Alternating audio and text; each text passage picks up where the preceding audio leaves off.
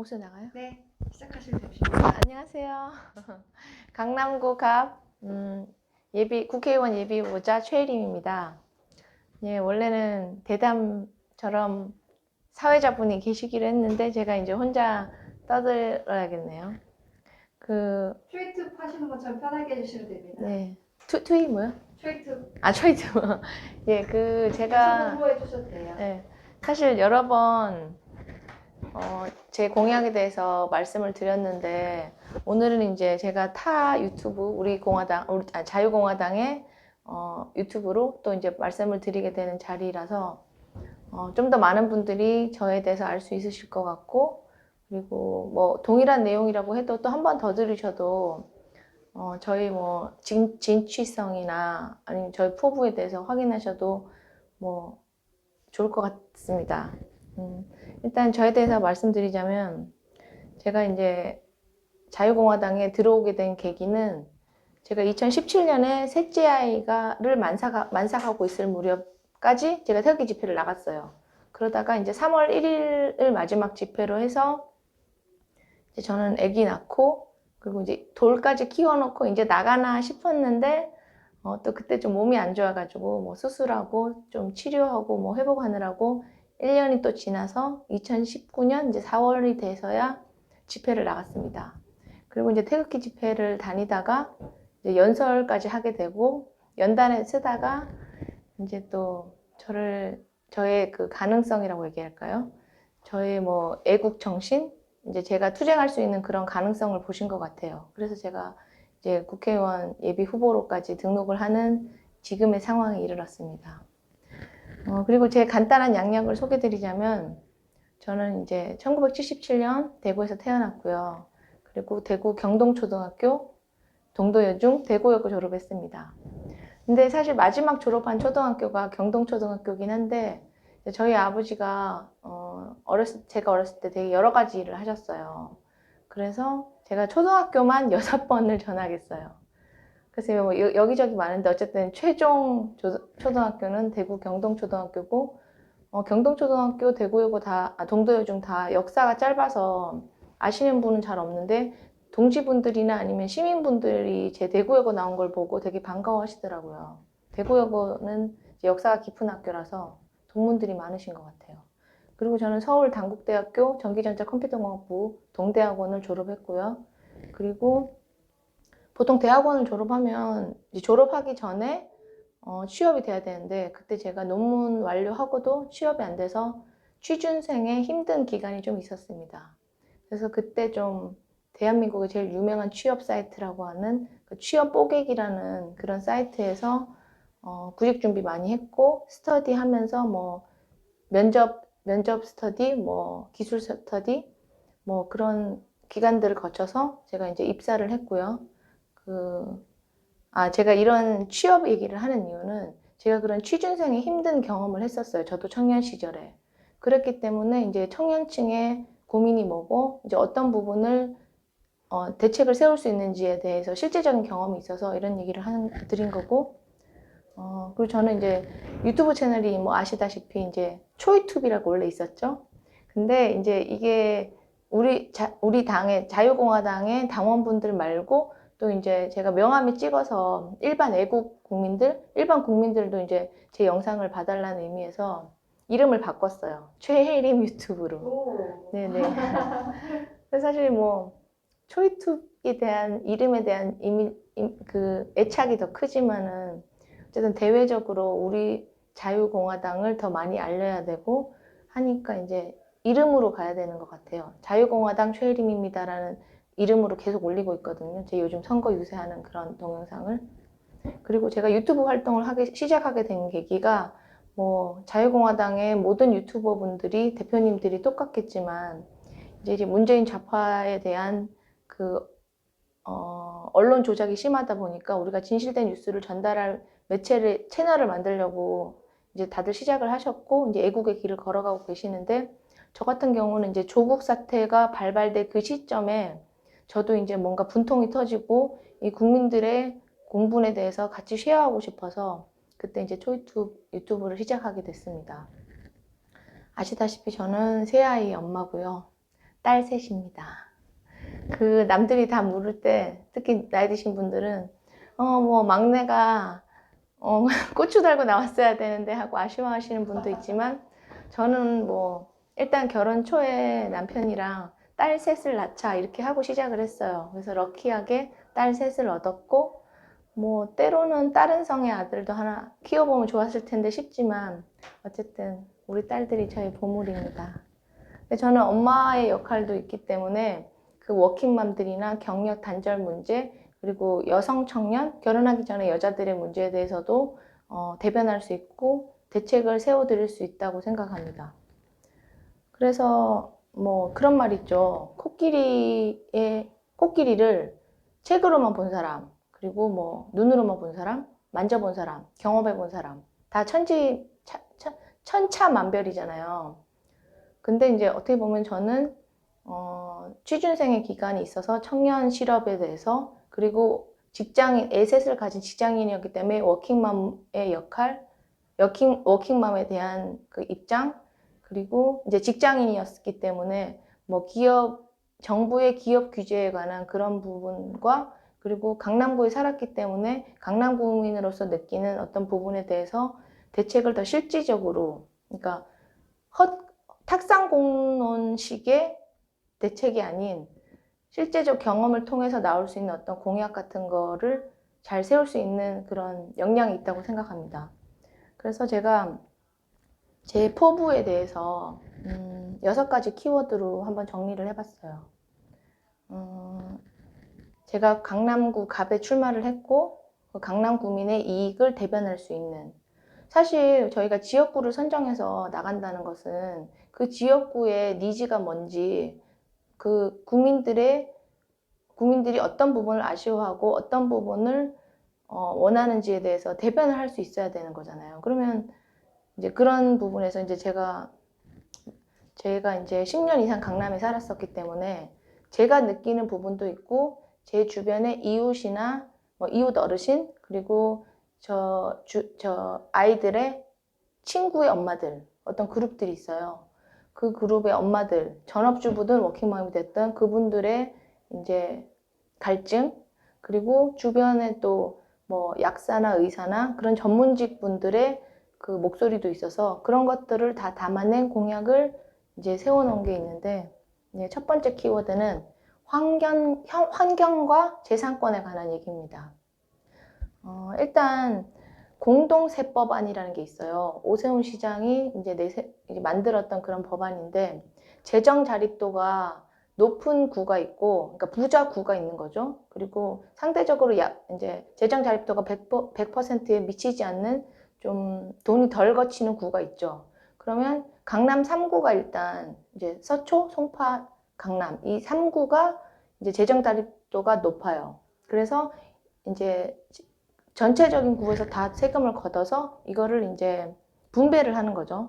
그런데 사실 3구 제일 이제 돈을 많이 거치는 그 송파, 서초, 강남 이 세 구 중에서 강남구가 제일 기여도가 높습니다. 세 구 중에서도. 그래서 서울시 이제 재정의 60%를 그 세 구가 담당하고 있는데, 그러니까 강남구에서 거의 4천억이 재산세로 징수가 되거든요. 그런데 그 중에 이제 2천억이 타구의 발전과 개발에 이바지하고 있습니다. 그럼 강남구민이 본인들은 그렇게 기여를 하는데 막상 강남구민이 느끼는 어떤 이제 니즈에 대해서 해결이 안 되는 부분이 너무 많은 거예요. 그거에 대한 걸로는 주차난이 일단 제일 심각하고 재건축에 대한 요구들이 너무 많죠. 그리고 이제 강남 쪽에는 이제 회사도 많고 하니까 그리고 이제 여기서 제가 넘버링 하면서 말씀드릴게요. 이제 그런 여러 가지 이제 니즈들을 해결할 수 있는 방안에 대해서 이제 첫 번째 주차난에 관한 건데, 이제 제가 일단 처음에 이제 서울시 재정의 60%를 우리가 강남구민이 이제 기여하고 있다는 말을 했던 이유가, 이제 우리가 이만큼 했으니까 시에서도 이만큼 해줘야 되지 않냐, 그런 의미로 일단 먼저 배경을 설명드린 거라서 구부지랑 시부지를 활용해서 거기다 주차타워를 설립했으면 합니다. 그건 저희가 당연히 받아야 될 혜택이라고 생각하고요. 왜냐하면 이제 앞서 누차 말씀드렸다시피 강남구민이 그만큼 기여를 하고 있거든요. 서울시 운영에. 그러니까 시부지, 구부지를 활용해서 주차 타워를 건립할 건데 이 안이 나온 적이 있대요. 그런데 그 주차 타워가 사실 흉물스럽잖아. 이렇게 평지가 있는데 우뚝 이렇게 솟아 있으면. 그래서 요즘 그 트렌드인 미디어 파사드라고 있어요. 그 대표적인 케이스로 강남구에 그 삼성동에 현대백화점 무역센터가 있는데 얼마 전에 그 이제 리모델링 해가지고 벽면이 다 LED 그 디스플레이가 이렇게 쫙 움직이거든요. 이제 거기에 광고를 넣을 수도 있고, 그러니까 상업용 광고를 넣을 수도 있고, 공익용 광고를 넣을 수도 있는 거죠. 그런 주차타워 빌딩에다가 미디어 파사드를 외벽에 설치를 하면 흉물스러운 게 아니라 오히려 아름다움이 되는 거죠.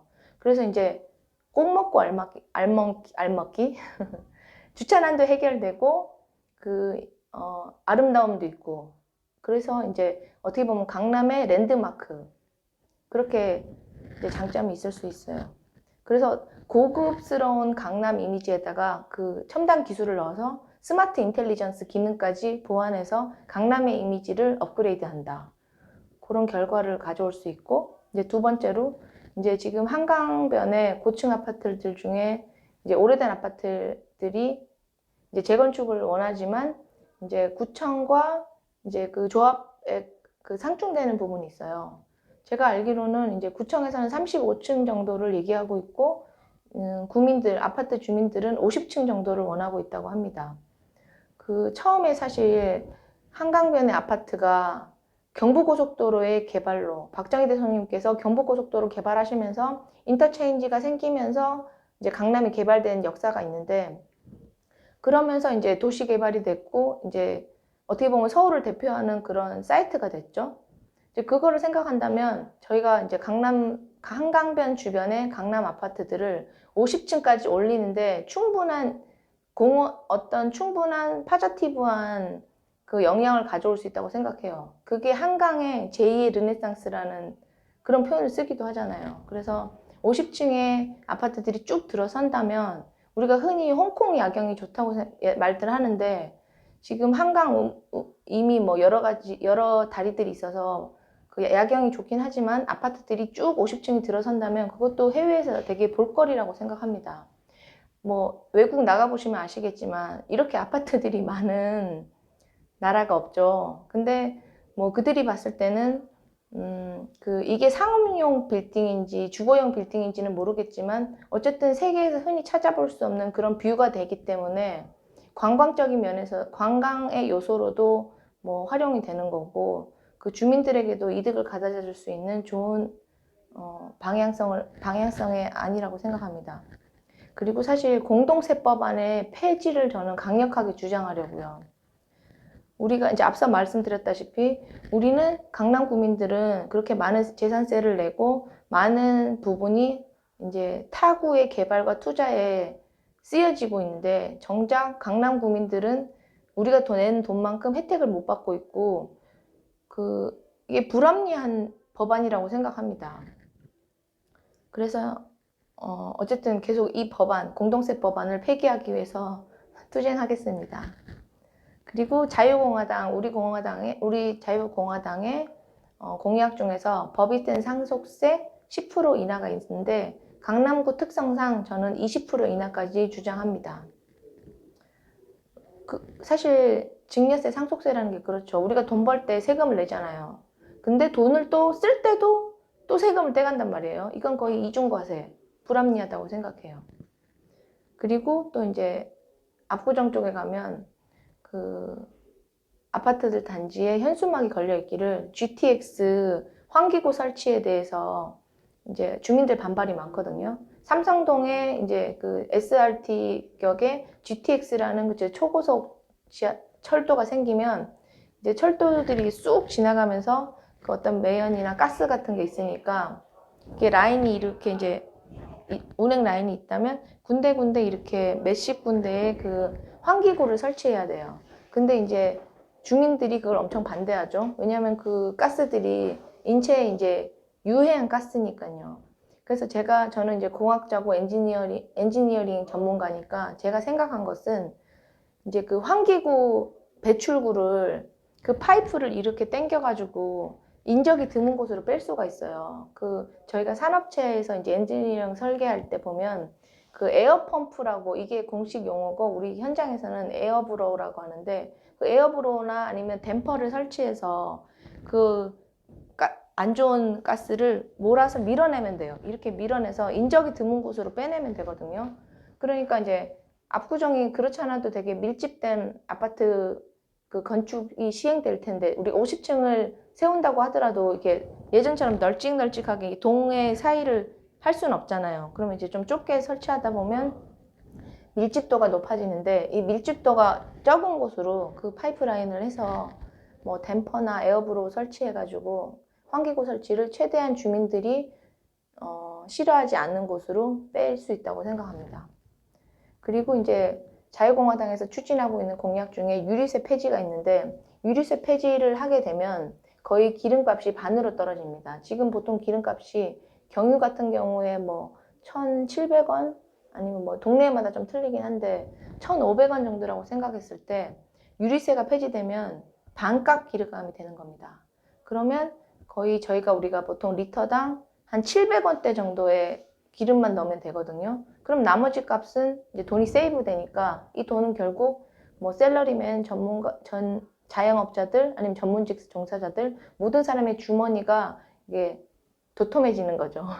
그러면 이거를 다른 소비로 이끌 수 있는 거고 그러면 시장이 이제 화폐가 돌게 되니까 경기 부양에 도움이 되는 되게 유용한 정책이라고 생각됩니다. 그래서 일반적으로 지금 좌파 정권에서 막 퍼주기식 그런 포퓰리즘의 복지가 아니라 이제 장기적으로 봤을 때 유류세를 폐지하게 되면 시장에 돈이 돌게 된다는 그런 메커니즘이죠.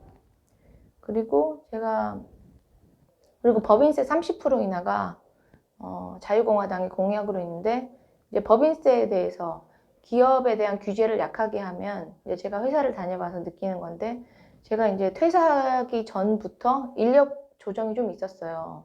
그러면 문재인 정권이 뭐 정년 퇴직 나이를 올렸다고는 하지만 결국은 그 명예퇴직을 요구받는 나이대가 60대 근처이기 때문에 정년 나이를 늘려줘 봤자 기업이 힘들어지면 나이 든 사람부터 먼저 자르는 거예요. 그러면 신입사원 채용도 안 하면서 나이 든 사람은 집에 가라 그러고 이게 악순환이죠. 그럼 기업이 투자하게 해주려면 기업에 대한 규제가 약해져야 기업이 투자를 하고 신입사원을 뽑고 그럼 청년 취업률이 올라가게 되는 겁니다. 그런 선순환의 경제 부양책으로 아주 훌륭한 공약이고요. 이제 되게 말을 되게 길게 했는데 괜찮나요? 이제 두 번째 이제 카테고리 공약은 아이와 이제 시니어에 관한 겁니다. 뭐 사실 한국의 문맹률이 세계적으로 낮고 이제 고학력의 이제 시니어 분들이 특히 강남에 많이 계세요.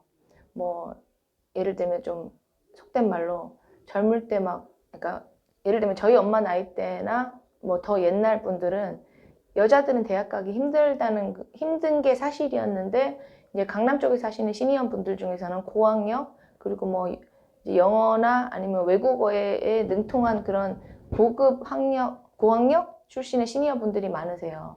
그럼 그분들을 활용해서 어린이집에 그 교사로 같이 연계를 합니다. 그러면 이제 어린이집을 증원했을 때 어린이집 운영에 드는 비용을 세이브할 수 있는 효과가 있고 그리고 고학력 시니어 분들이기 때문에 교육의 질이 올라가죠. 그리고 시니어 분들도 이제 손자, 손녀가 다 있으시니까 물론 체력적으로 이렇게 애들을 케어하는 부분은 이제 분담해서 하겠지만은 교육의 질이 어쨌든 올라가고 교사 인건비에 대해서 절감할 수 있는 방안이라고 생각해서 이제 효율적인 공약이라고 생각해서 세워봤고요. 그리고 사실 경단녀라는 말이 나오는 이유가 이제 제가 제 유튜브에서도 이런 말을 한번 했어요. 경단녀에 대한 대책이 필요하다. 그러니까 이제 어떤 분이 댓글에서 경단녀를 없애면 되지 않냐 이러시는 거예요. 근데 그게 말이 안 되냐면 이제 그분을 제가 탓하는 게 아닌데 경단녀라는 건 뭐냐면 제가 임신을 했어요. 그리고 애를 낳으러 갔어요. 그리고 예를 들어서 넉 달 만에 회사에 돌아와야 회사에서는 인원 빵꾸가 안 나는 거예요. 그러면 결국은 애를 낳고 바로 돌아와야 경단녀라는 게 없어지는데 바로 돌아올 수 있는 실정이 안 된다는 거죠. 일단 경단녀의 말 줄임말도 알려주세요. 경단녀가 경력이 단절된다. 뭐 예를 들어서 이제 육아를 하기 위해서 출산을 하기 위해서 뭐 6개월, 1년, 2년을 쉬게 되면 이제 내 자리에 있던 내 자리가 빈자리가 되죠. 그럼 거기에 또 다른 사람 꽂아야 되잖아요. 그럼 난 다시 돌아갈 수 없는 거예요. 그래서 그 여자는 이제 다시 갈 회사를 잃어버리게 되는 거고, 그러면 그 여자는 뭐 예를 들어서 중학교, 고등학교 열심히 하고 대학에서 어떤 자기의 특정한 전공을 해서 그거를 활용하면서 경제 활동을 하던 사람이 이제 애를 낳으면서부터 직장을 잃게 되는 거고, 자신이 이제 뭐라 그러지? 사춘기? 이제 청년층에 그렇게 열심히 달려왔던 자기의 그 노력과 꿈이 없어지는 거죠. 그래서 이제 경력이 단절되는 그런 현상이 벌어지는데, 이제 그거는 경력 단절은 이제 근본부터 막을 수는 없어요. 그러면 이제 애를 낳지 말라가 되는 거기 때문에, 그럼 저출산에 또 문제가 생기죠. 그러면 이제 경력 단절을 안 시키기 위해서는 그 사람이 이제 1년의 육아휴직을 끝내고, 6개월이든 1년이든 2년의 육아휴직을 끝내고 돌아갈 곳이 있어야 되는 거예요. 근데 예를 들어서 내가 다니던 회사에 다시 돌아갈 수 있으면 그게 제일 퍼펙트한데, 그게 힘들다면 이 여자들이 돌아갈 수 있는 곳을 만들어줘야 돼요. 그래서 제가 생각한 방안은, 보통 초등학교에 방과 후 교사 선생님들이 있어요. 그러면 그 아기를 낳고 잠시 이제 업무를 쉬던 사람들이 다 전공이 있을 거잖아요. 뭐 사회 분야가 됐든, 뭐 인문 분야가 됐든, 아니면 뭐 이공계가 됐든. 그러면 이제 그 초등학교 방과 후 수업이 되게 요즘 다양하게 있거든요. 저희 애도 초등학교 그 방과 후 수업을 보면 뭐 과학부터 인문, 뭐 간단한 독서, 뭐 만들기, 미술, 음악 되게 여러 가지가 있어요. 그러면 그 이제 육아와 출산을 통해서 직장으로 다시 돌아갈 수 없는 분들을 우선적으로 방과 후 교사를 써주는 겁니다. 그렇게 해서 해결할 수 있다고 생각하고요. 그리고 또 관공서에도 분명히 그 이제 육아휴직이나 출산을 통해서 쉬는 분들이 생길 거예요. 그러면 그분들 그 빈자리나 아니면 이제 임신 만삭이 돼서 이제 탄력 근무라고, 임신 만삭이거나 임신 초기에는 업무 시간을 줄여주는 그런 제도가 있거든요. 그러면 이제 회사를 그만둔 여자분과 이제 임신하기 이제 임박한 여자분들이 일을 같이 하는 거예요. 그럼 1일 2교대? 뭐 이런 식으로. 그러면 이제 그 사람이 돌아왔을 때는 또 뭐 이분이 또 다른 분과 또 일을 같이 1일 2교대로 할 수도 있고, 그런 거는 이제 그 부서마다 이렇게 조율을 하는 식으로 해서 관공서와 이제 학교, 그러니까 제가 이제 왜 방과 후 교사와 관공서를 얘기하냐면, 일반 기업은 이런 거를 시행하기 힘드니까 이제 이게 저출산 문제를 해결하는 건 사실 국가의 과제거든요. 그런 차원에서 이제 국공립학교나 관공서 쪽으로 이제 타겟을 잡은 겁니다. 그리고 또 이제 강남 구민이 받아야 되는 혜택이라고 제가 생각한 게 뭐냐면, 강남에 시니어 플라자들이 많은데, 아니 요즘 이제 동사무소에도 문화센터 수업이 많죠. 정말 다양해요.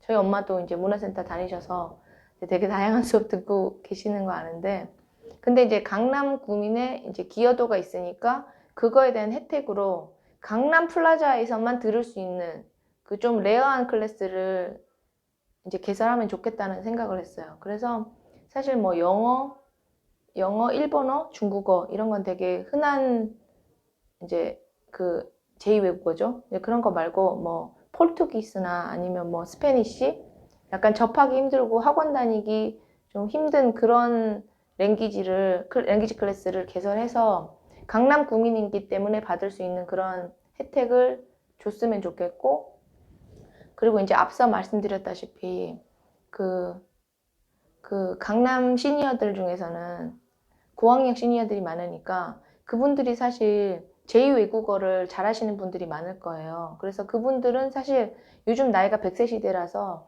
뭐 60, 70, 80대도 다들 정정하세요. 되게 건강하시고 되게 이제 인텔리하시고. 그러니까 그분들이 어떻게 보면 자기도 현업에 나가서 일을 하고 싶지만 60, 70, 80을 써줄 곳이 없어요. 그러니까 시니어 프라자에서 외국인을 위한 한국어학당을 만드는 거예요.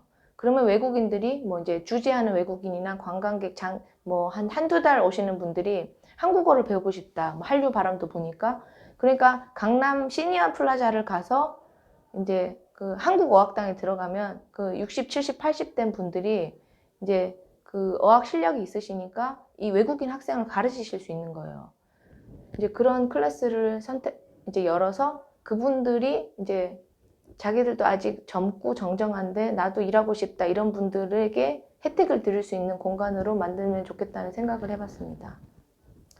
그리고 이제 세 번째로 청년 갈등이 있는데요.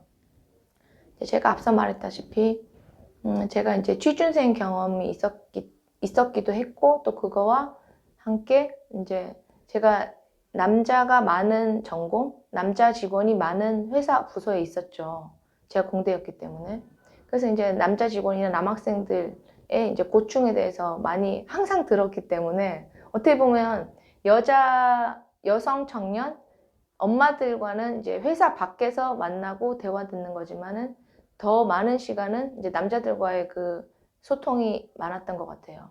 그래서 보면 남녀 갈등이 일어날 수 있는 이유가 뭐냐면 여자들이 여자라서 암묵적으로 지게 되는 짐이 있어요.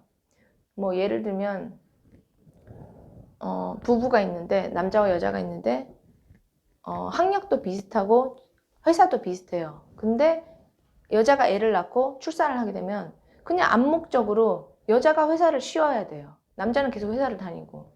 그러니까 이렇게 암묵적으로 주어지는 짐 때문에 여자들이 어떻게 보면 출산을 꺼리게 되고 결혼까지 또 하기 싫을 수도 있어요. 뭐 물론 요즘 세대가 변해가지고 남자들이 뭐 애를 키우려고 많이 노력을 한다고 하지만 제가 이제 제 입장에서는 이거 육아를 하는 건 도와주는 게 아니거든요. 그냥 하는 거죠. 자신의 의무죠. 아빠, 엄마 공동의 의무지 남편이 여자를 도와주는 개념은 아니에요. 그래서 이제 이게 전반적으로 남자도 육아휴직을 써야 한다라고들 하지만 이게 회사 환경상 그게 잘 안 되죠. 눈치를 보고. 저희 회사도 보면 종종 있긴 한데 근데 다들 좀 약간 어이없어 하죠. 남자가 왜 육아휴직을 내냐. 근데 뭐 사실 사규상 뭐 거절할 수는 없어요. 하지만 이제 팀장과 이제 동료들에게 약간 불편한 시선을 받는 건 사실이니까 이걸 회사 차원에서 독려를 해줄 수 있는 어떤 혜택이 있어야 회사들이나 아니면 팀에서도 그래 갔다 와 이렇게 되는 거잖아요. 그래서 제가 이제 자유공화당의 공약 중에 법인세 30% 인하가 있는데 이제 남자 직원이 육아휴직을 하는 경우 뭐 그게 10명 이상이다, 20명 이상이다 이런 경우에는 그 회사의 법인세를 추가적으로 더 인하해 주는 거예요.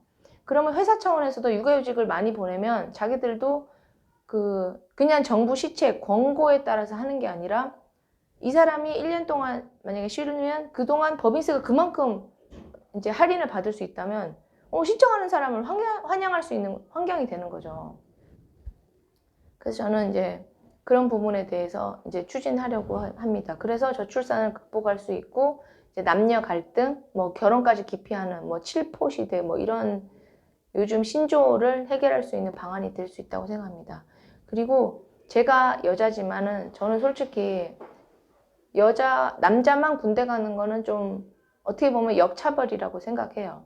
뭐 네가 군대를 안 가봐서 얼마나 힘든지 모른다 이렇게 얘기를 하는데 그러니까 육체적으로는 분명히 여자가 이제 근육량이 작거나 힘이 좀 약할 수 있죠. 근데 군대에서 분명히 여자도 할 수 있는 파트가 있다고 생각하거든요. 행정적인 면이나 아니면 제가 이제 저 같은 경우는 이제 공대를 나왔으니까 뭐 기술병으로 해가지고 뭐 어떻게 제 전공을 살릴 수 있는 분야가 있을 수도 있죠.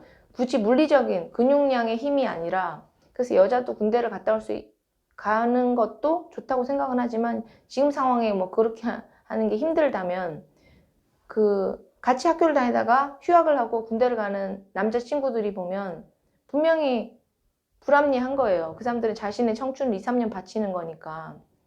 돌아와서 또 이제 적응한다고 적응 기간이 있고 그래서 제 생각은 군필한 사람의 경우 가산점을 분명히 줘야 돼요. 저는 그래서 군필자 취업 시 가산점 제도를 이제 부활시켜야 된다고 생각하고 그 인정은 여자들이 반발하면 안 됩니다. 뭐 예를 들면 뭐 제가 좀 전에도 얘기했잖아요. 남자랑 여자랑 육아를 할 때 이게 공동의 육아지 남자가 여자를 도와주는 게 아니라고 했잖아요. 그거랑 똑같은 맥락이에요. 남자 혼자 군대를 갔다면 그 사람에 대한 보상이 분명히 있어야 됩니다. 그리고 이제 뭐 문재인 정권 같은 경우에 뭐 연설에서 공정이란 단어를 뭐 수십 번 말하고 하지만 공정한 세상이 뭐 됐냐 안 됐냐 뭐 뭐 이 문제는 지금 제가 할 얘기는 아니지만 제가 공정이라는 단어를 왜 했냐면 박근혜 대통령님 때는 공공기관의 고용 세습, 민노총의 고용 세습을 거의 없애셨어요. 그런데 문재인 정권이 들어서면서부터 민노총의 고용 세습이 더 많아졌습니다. 고용 세습이라는 거는 이게 바로 공정을 깨는 현상이에요. 내가 노력한 만큼 나는 이 회사가 들어가고 싶어요. 그럼 이 회사가 원하는 그 수준이 있잖아요. 뭐 영어 성적이라든가 아니면 뭐 어떤 프로젝트 경험이라든가. 근데 그거에 맞춰서 난 정말 열심히 했는데 이 회사가 지금 올해 원하는 신입사원은 100명이야. 근데 100명 중에 뭐 반 이상을 만약에 고용 세습해버리면 문턱이 더 좁아지잖아요. 그래서 민노총에 의한 고용 세습, 공공기관의 고용 세습은 꼭 없애야 되는 거라고 생각합니다. 이게 청년들, 여성 청년, 남성 청년의 그 공허한 가슴을 채워줄 수 있고 실제적으로 취업률도 올릴 수 있는 방안이라고 생각합니다. 그리고 네 번째로 이제 저의 장점에 대해서 말씀드리면 저는 경제 발전 전문가라고 말씀드릴 수 있어요. 제가 경제학을 전공하지도 않았고 정치를 전공하지도 않았습니다. 하지만 국민들이 바라는 건 사실 잘 먹고 잘 사는 나라거든요. 내가 열심히 일을 하고 그래서 그만큼 돈을 벌고 나는 돈을 많이 벌고 싶어요. 그럼 난 야근도 하고 싶고 주말 출근도 하고 싶어요. 그래서 아웃풋 내고 그렇게 해서 돈을 더 벌고 싶은데 뭐 주 52시간 왜 규제를 하는 거예요? 난 돈 많이 벌고 싶어요. 난 잠 적게 자고 싶은데. 그리고 그런 게 결국은 뭐냐? 내가 노력한 만큼 돈을 그만큼 버는 거죠. 그러면 결국 정치라는 것은 경제의 개념과 뗄래야 뗄 수 없는 거예요. 그러면 돈을 많이 벌게 해주려면 어떻게 해야 되나? 산업체가 많아야 되고 경제 부흥을 시켜야 됩니다. 우리가 박정희 대통령님을 높이 평가하는 이유가 이제 경제 강국으로 만들어 주셨잖아요. 그게 새마을 운동을 시작으로 해서 경제개발 5개 개년 계획도 하셨고 한강의 기적이 그래서 이루어진 건데 경공업을 시작으로 중공업 그리고 4차 첨단 산업까지 오게 된 거는 공고교육과 공대교육에 집중하셨어요. 육성을 하셨고 그런 투자가 있었기 때문에 우리가 지금 거의 지금 전 세계에서 손꼽을 수 있는 기술 강대국이 된 겁니다. 그래서 제가 공학을 전공했고 실무 경험이 있고 그 프로젝트를 할 때 ROI 같은 걸 따져서 매출 뭐 이익 이런 비교까지 하고 설계안을 짜내고 하는 것이 결국은 경제 발전에 이바지할 수 있는 그 역량이라고 생각합니다. 그래서 그 나라에 이바지할 수 있고 미래도 이제 계획할 수 부유한 나라로 계획할 수 있는 그런 전문가라고 생각합니다. 그리고 이제 마지막으로 가장 중요한 거는 이제 건강한 대한민국을 만들어야 되죠. 저희 아이들이 살 나라인데 이럴 때면 이제 제가 지금 40대 중반이죠. 그러면 다들 말하는 이제 100세 시대라고 하는데 제가 뭐 사고가 나거나 아니면 뭐 갑자기 병에 걸려서 죽지 않는다면 저도 뭐 한 8, 90살까지 살겠죠. 그러면 앞으로 뭐 한 40년은 더 살 거고 저희 애들은 이제 아직 10대도 안 됐으니까 저희 애들은 거의 100년을 살 건데 이 나라가 사회주의 공산제제로 바뀐다면 정말 암울하죠. 다 이민 가야 돼요. 그런데 저는 반공의식이 아주 투철한 사람이고 그 조기교육이라는 게 사실 되게 중요하잖아요. 저는 어릴 때부터 저 때는 그 국민교육 헌장이라는 걸 외웠어요.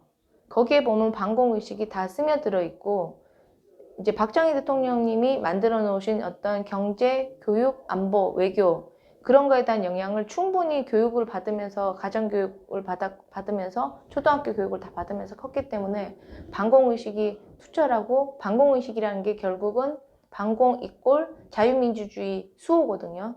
자유시장경제 체제 수호고 내가 노력한 만큼 돈을 벌고 이제 그 좌파 사회주의 쪽으로 가자는 공정하게 배분한다는 그런 이념과 아주 정반대에 있는 사람이기 때문에 저는 건강한 대한민국, 강한 대한민국을 이룩하는데 이바지할 수 있는 아주 적절한 사람이라고 생각합니다. 예, 저의 포부와 공약은 여기까지입니다. 감사합니다. 열심히 하겠습니다.